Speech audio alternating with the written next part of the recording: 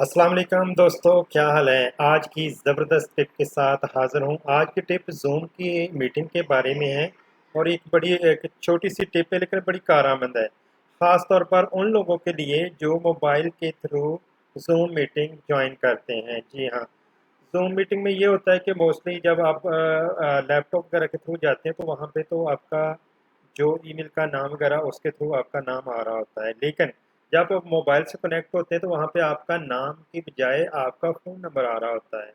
तो आप एक बंदे के साथ आपकी मीटिंग है तो पता चल जाएगा कि ये फलां बंदा है, लेकिन जब मल्टीपल मेंबर्स होंगे तो वहाँ पे आपको इश्यू बनेगा कि आपकी आइडेंटिफिकेशन नहीं होगी कि किस बंदे ने जॉइन किया है। तो उसके लिए आपको अपनी ज़ूम को रीनेम करना ज़रूरी होता है और आज की वीडियो इसी पॉइंट से है। वो एक छोटी सी टिप है और बड़ी ज़बरदस्त है, अभी मैं आपको बताता हूँ। और साथ में आपसे ये भी रिक्वेस्ट करूँगा कि चैनल ज़रूर सब्सक्राइब कर लें ताकि नई आने वाली वीडियो सबसे पहले आपके पास पहुँचे। तो दोस्तों मैं बताऊँ कि आपने रीनेम कैसे करना है। यहाँ पे पार्टिसिपेंट्स में जाना है, तो यहाँ पे जब मल्टीपल पार्टिसिपेंट्स होंगे आपका भी नाम होगा तो यहाँ पे एक ऑप्शन आ रही होगी मोर की। मोर पे आपने क्लिक करना है। यहाँ पे दो ऑप्शंस हैं, आपने रीनेम वाली में जाना है।